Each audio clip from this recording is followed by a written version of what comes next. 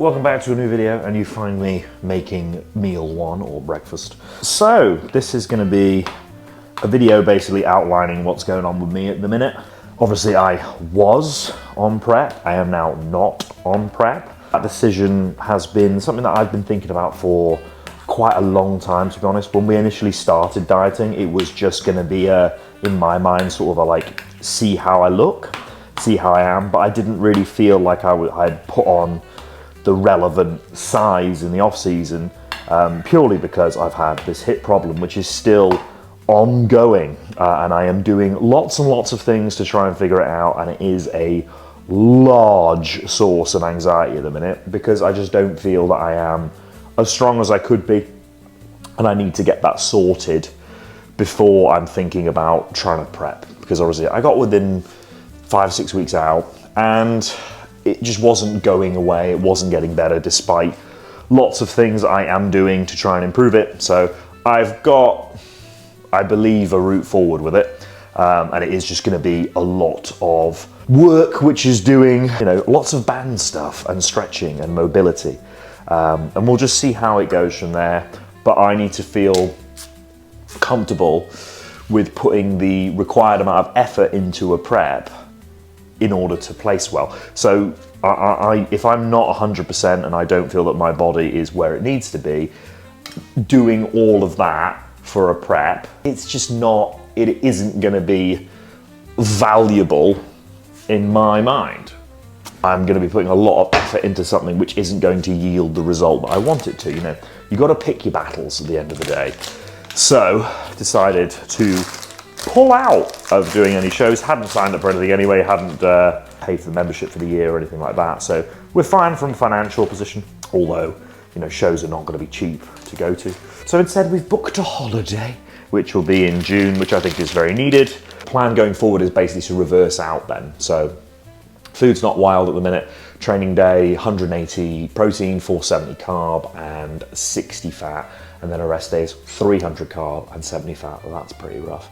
But yeah, the whole point is now that I do my reverse properly and make sure that I document it, because I do want to stay present in this process and I want to show you guys what I'm actually doing. And I've always been, recently I have been more and more worried with posting on social media and like showing what I'm doing and making sure that it's the right thing. I want to get that sorted, so I'm no longer like that. And obviously I want to document it for me to see this process through and make sure that I'm staying on it. So this YouTube will be as much about you guys watching as it is for me documenting it and making sure that I'm, you know, taking every single step I am in order to stay on that. This should be a fun time, and obviously, seeing as I was only on drugs for like 4 weeks of this prep, we're gonna obviously rebound with those. So we've been trialing slightly higher tests as well. I've split up all my dosages. I think I'm on 5 or 6 injections a week at the minute, just to try and microdose everything. Obviously with testosterone, I end up aromatizing very easily. So the more I put in at one time, the worse those side effects are. So obviously splitting it up and making sure those peaks and troughs are a bit smaller. Ideally, that would mean that I don't get those. And from what I've experimented with, I haven't been getting those side effects. We've recently just bumped my test to 210, which I know is like TRT for the majority of people, but for me, I've not been above 180 for a long time, like 4 years. So it will be an interesting experiment. Alongside that, running 500 milligrams of Primo, which I was at the end of the diet prep, and we've just added in 200 milligrams of Mastron on top. And yes, I can get legit Primo and Mastron because I know people. It'll be interesting to see what happens as we do push the drugs, because I've not used over a gram of gear again in 4 years. We'll just see how this goes, but I am hoping that many big changes. It is an exciting time for me because I'm in a really good spot now to reverse really well and put on some quality tissue, and we're hoping to push me up to be like the heaviest I've ever been. So the estimated number is around 115 kilos. I'm only 5'9", so that would be quite large. But I want it to be quality tissue. I don't want it to be low-fee fucking fat bullshit. So we're gonna do what we're gonna do and see how it goes. Anyway, this is meal one. So this is 100 grams of oats, 30 grams of whey, 100 grams of banana, 100 grams of strawberry, and 15 grams of walnuts with some ground sweet cinnamon on top. So sorry I didn't show you me making it, but sometimes it's just easier to crack on. Anyway, That'll be first meal. That's also pre-workout meal. So I'll eat this, I'll do a bit of work, as in check-ins, client check-ins, and then I'll get off to the gym for the pull session. All right, I'll see you there. Right, before I go, intra workout, EAAs, Essential Max by Strong, Creamax by Strong as well, so creatine, 5 grams of that, and then Hydromax as well, all in this lovely Hardbody shaker, as well as 1, 2, 3, 4, 2 grams of pink salt and about 2 grams of low salt as well. So that's the intro. That's how it always is. I rarely ever put carbs in it either, so that will be in the gym, and then pre-workout of choice, Vascumax. I never go with the stim, I always go with the stim free, because I can't have artificial caffeine due to a prostate, but not a prostate problem. It's a chronic prostatitis, which actually relates to the muscles around the prostate, which tends up as a stress response rather than actually having anything wrong with my prostate, which is weird and inconvenient and very annoying. I haven't tried stim pre-workout since 2020. So it's been a while. And I haven't had a white monster since 2020, which hasn't really changed my life, to be honest. Like, I enjoyed them. I was a white monster enjoyer back in the day, but it makes no fucking difference. I drink plenty of coffee, good coffee machine, that's all you need. Pink drink, health. Good to go. First exercise of the pull day is a pullover. Oh, it's like getting in an airplane. This is particularly for like this area of the back. So you lat the front double when people have got the lats from the front and like the front lat spread. When you've got that bit here, that chunky bit there, that's what this is basically. This is why when you look at Dorian Yates's front lat spread, he had this crazy massive lat there. This exercise, as well as like single arm pull down and that sort of thing.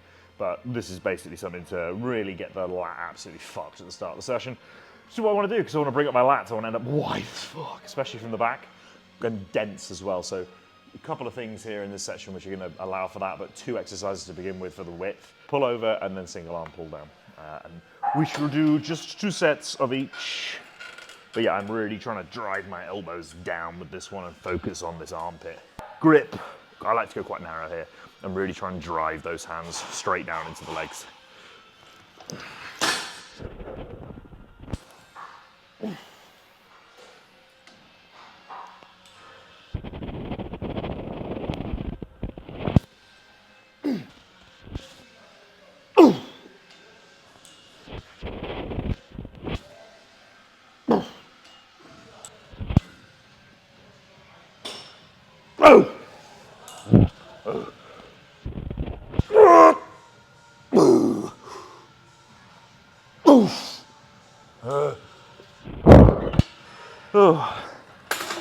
Torso stays neutral, and you're trying to really get those elbows back without extending the stomach. I used to extend. You still can get a big stretch, but really trying to just keep that torso nice and tight and letting the shoulders get stretched back to really open up this part of the back. So 2 sets here. Next one, single arm pull down.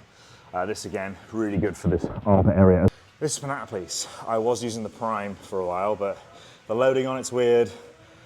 It's still a good piece of kit, but I want a bit of a change, and this thing is absolutely beautiful. Like, this is a great piece of kit.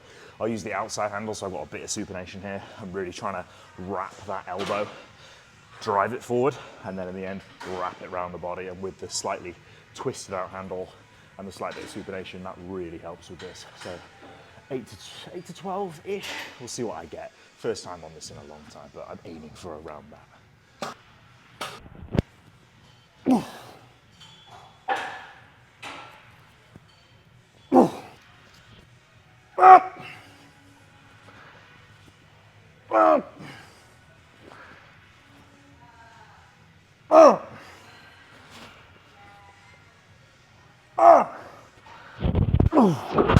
Woo! That was fucking amazing. Oh, wowie.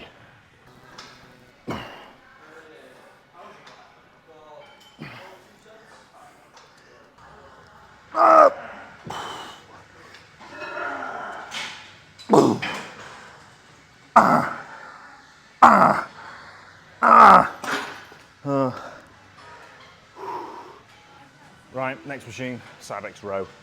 Pretty simple here, just going for lower lat. So just there, that's really where I want to feel it, just these parts of your back. Really nice movement, pull down, trying to lean forward a little bit more and get in those lats.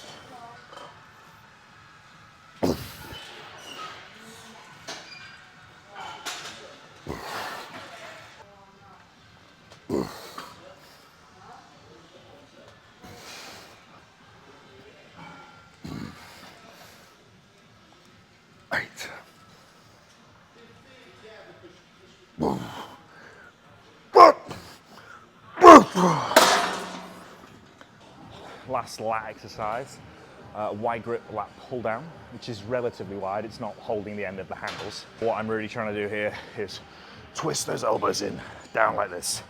So big stretch at the top, and then really hunker them down like that. Just trying to tense that armpit. You can find your own way to it, but a lot of people do turn this into an upper back row by leaning back. What you want to do is try and stay as upright as you can and just bring that armpit into full contraction, wherever that is. Doesn't have to be all the way back here. It can just be here, just wherever that feels right.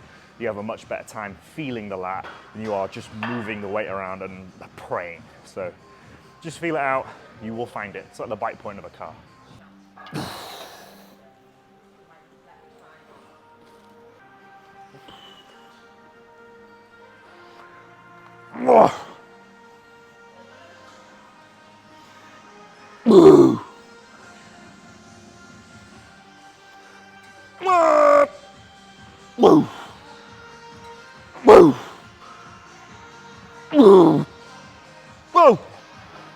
Wowie. That's now the fourth back exercise. At one point it was the first. So your training does have to evolve over time as you learn from it. It's all well and good sticking to the same thing all the time, but if you don't feel that same thing is working, then why are you sticking to it? There's always room to improve. There's always room to generate greater stimulus. So if you can find or think of a better way, or way you'd prefer, then do it. I know I need bigger lats, so I'm putting all of that lat emphasis at the start, and I put this after a row. So I've just done 2 vertical movements. It's probably best to move into that horizontal plane. Lat pull down doesn't just involve the lat as much as the others. So I'm happy to put that at the end, where I might start give it a trap in towards the end, just because I'm then gonna go over to a T-bar row, which is the next exercise. So I need to work on my lats the most, so I'm gonna put the most lat stuff at the start and then work that through to the end. So like my last exercise is a shrug, because I don't need as much trap. If I needed more trap, I would go shrug, T-bar row, but this is obviously more lats, so pull over the most lat movement, single arm pull down with the next most, and then I want the lower lat, so then we're heading into the lat row, and then I'm just polishing off basically with the elbows doing something they haven't done yet, which is going from wide to narrow on this plane, yeah? So got to think about it. There's a lot of different angles for the back. If you're going to put together that session, which is best for what you need, you've got to know what your exercises do and why you're doing them, and then go, what would be the best order for those given the things I need to grow. Working out is never static, it's never boring. There's always something you could be doing or need to push harder into, and it's always a learning process. All right, T-bar row. This is mid-back, upper back, traps basically. What you don't want to do with this is pull too far back, but you also don't want to be like trying to hump the fucking pad. You want to keep your chest actually on the pad. You don't want to be trying to like get your elbows all the way back, because you'll involve a lot of bicep. So just come to the point again where you get maximum contraction and then come back down. But we don't want to see this shit where you're doing like half a hyperextension with a row, because it's just fucking pointless. Just work the traps. If you want bigger traps, do it accurately. Like, that doesn't mean your intensity has to drop off. That doesn't mean you're more of a pussy if you're not putting 8 fucking plates on this thing. Just be accurate. Just do it properly. Don't waste your energy. Like, I see so many people try and ego lift on this thing, and it's just pointless. Even this might be a bit too heavy for me, but at least I will try and do it as best as I can, rather than thinking, I need 6 plates, otherwise my back won't get any bigger. And then usually those guys have got shit backs anyway, apart from the rare few who manage to control it properly. If you're not getting anything from it, and you're listening to this going, I resonate with that piece of advice, then give it a whirl. If you're somebody that's there, like, I've got a giant back and I throw the weight around, then cool, you keep doing that. But for a lot of people, you're just gonna end up injured. So be smart.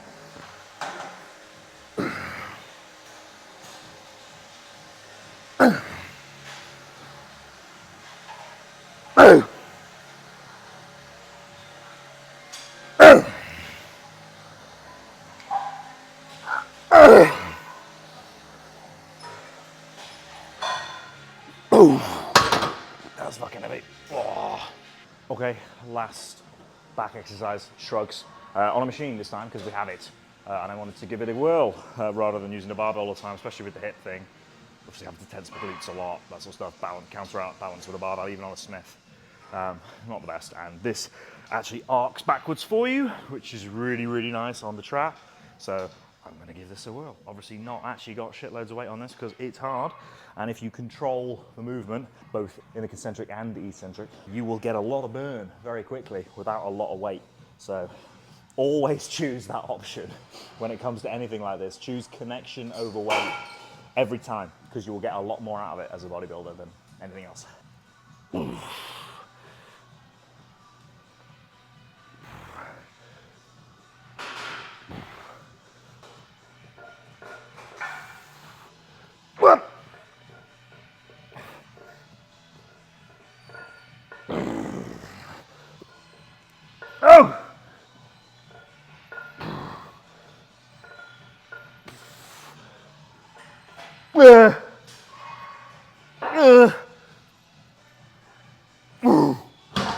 Oh, that's fucking great. That was really good. Bit of arm bend there, it's gonna be needed. Don't worry about your biceps, they're actually okay. I imagine once I start getting up the weight, it might become a problem, but just squeezing those straps super hard and get a nice big stretch on them too. Plenty of awkward facials to go with, and you'll be fine. 2 sets.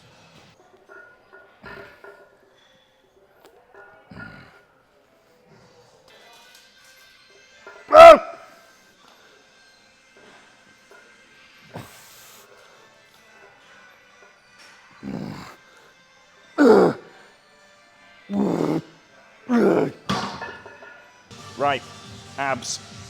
So I'm gonna do hanging leg raises as normal, and I'm thinking, because we've got a decline sit-up bench in this gym, I think I'm gonna do that next. So 2 sets on this, and then probably 2 sets up there as well. That's my favorite ab exercise, so I wanna give it a bash. People get this wrong, because it's very easy to swing, because you can just let your hips rock back and forward. If you don't have tight lats, or you're not keeping tension in them, you will rock, and you need to make sure that your hips don't extend and you don't let that stomach extend, because again, you'll end up rocking and we'll end up if you do this, you'll end up entirely in the hip flexor. So if you let those hips shoot back, it will be all hip flexor. So you've got to keep it forward and keep it on the abs. Really think lower abs and trying to curl your hips up. So we're trying to get those feet as high as we can. Don't have your legs dead straight either, because again, quads, hip flexors, but control it. It's really hard, but you should definitely be trying to get a pause in that contraction.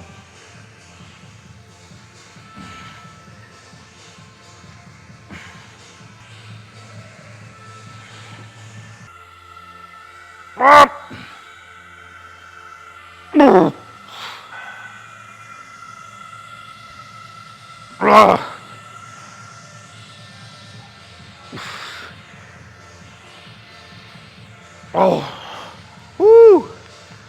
Yep, so same principle as the other exercises, but basically impossible to load. So just going for AMRAPs, as many reps as you can do, just make them as quality as you can, get the abs to hurt. Decline sit up to finish.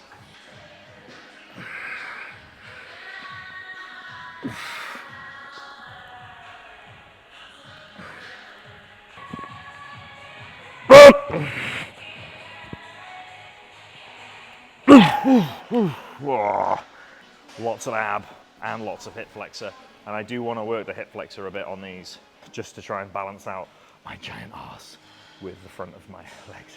And I do need to make sure I do some mobility work on the hip flexors as well throughout the week, which I do. 2 sets here. I love this movement. I normally do load this, but after hanging leg raises, not going to happen. Good to do it that way around as well. If I wanted to make this stronger, then I would do this before hanging leg raises, but then am I going to get any hanging leg raises out? Probably not.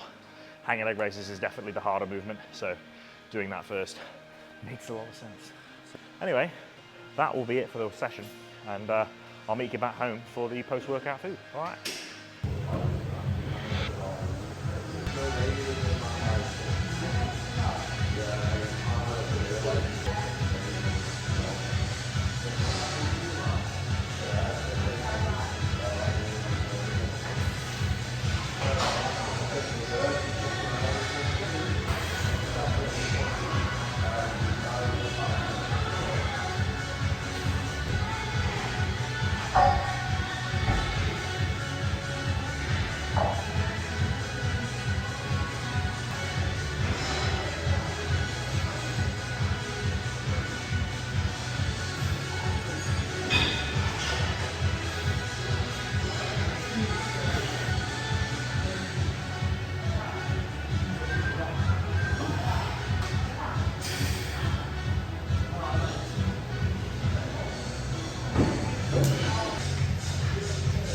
Right, meal 2, cream of rice, 100 grams with 250 grams of Faye that isn't Faye, just cheap stuff, and 15 grams of 85% dark chocolate with 100 grams of blueberries and 100 grams of raspberries. Yes, I buy them fresh because I don't like frozen. I'm gonna make that and I will show it to you. 300 ml of boiling water with 100 grams of cream of rice.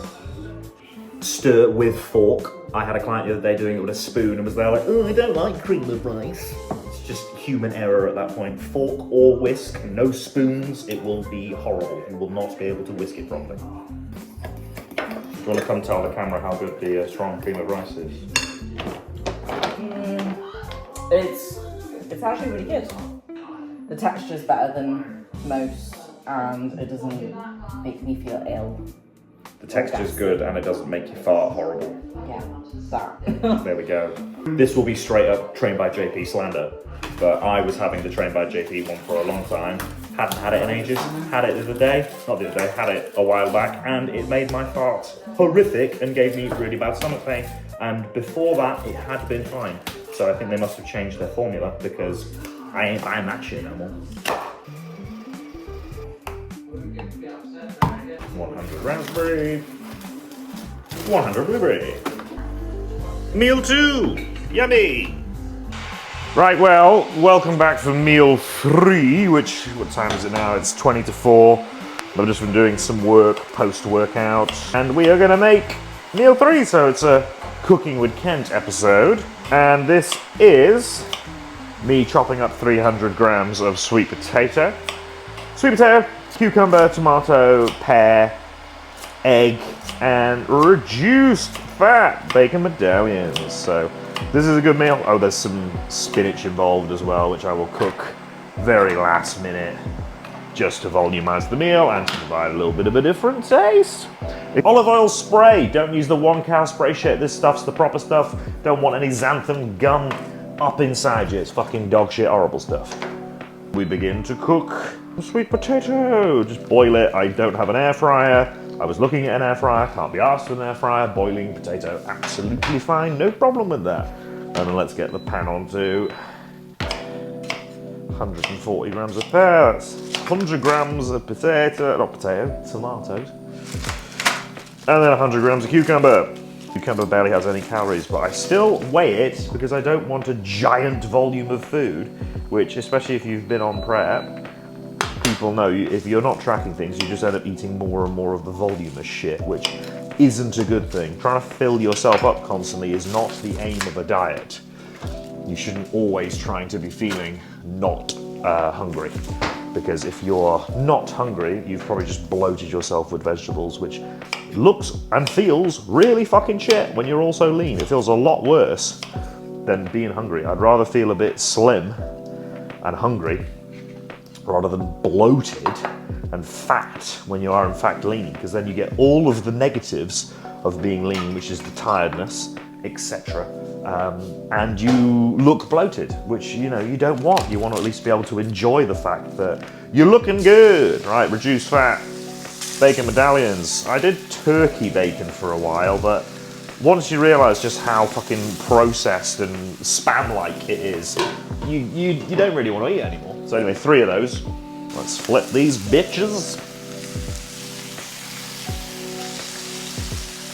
Oh, need to get some more eggs. Almost out.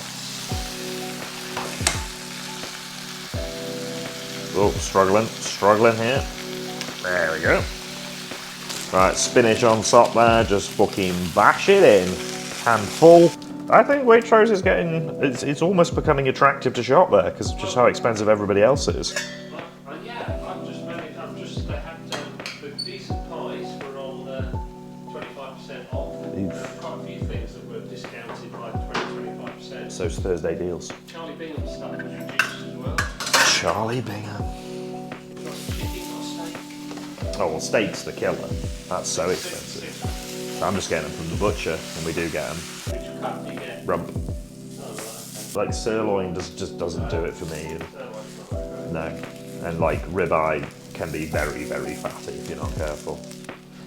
stick on this pan is going, as well as leaving half the egg in it.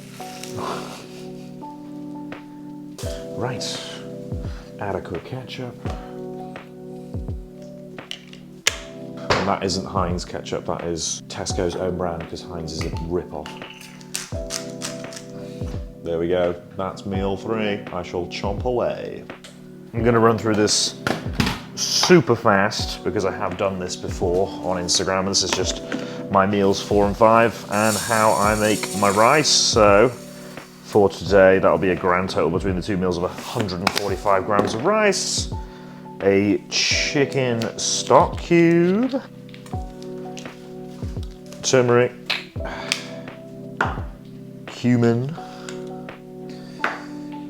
ginger, and some cayenne pepper, and that's all of your spices. And then in terms of vegetables, 2 spring onions, straight in there, 100 grams of green beans, 100 grams of carrot, about 5 radish, depending on the size, and half of this pepper. Okay, that's all the veg, and we just put that on to boil. To go with this, I'll put 100 grams of turkey in one meal with, I think, 50 grams of avocado and a kiwi. And then in the other meal, I'll have 100 grams of tuna, so just a tin of tuna, 100 grams of beetroot, and 100 grams of grapes with 40 grams of goat's cheese. And that will be all of my meals, and I'll just show you them when they're done. Okay, cool. And that is meal 4, and that is meal 5, and that is attached to meal 5. Kiwi in the bowl, it's gonna freak some people out.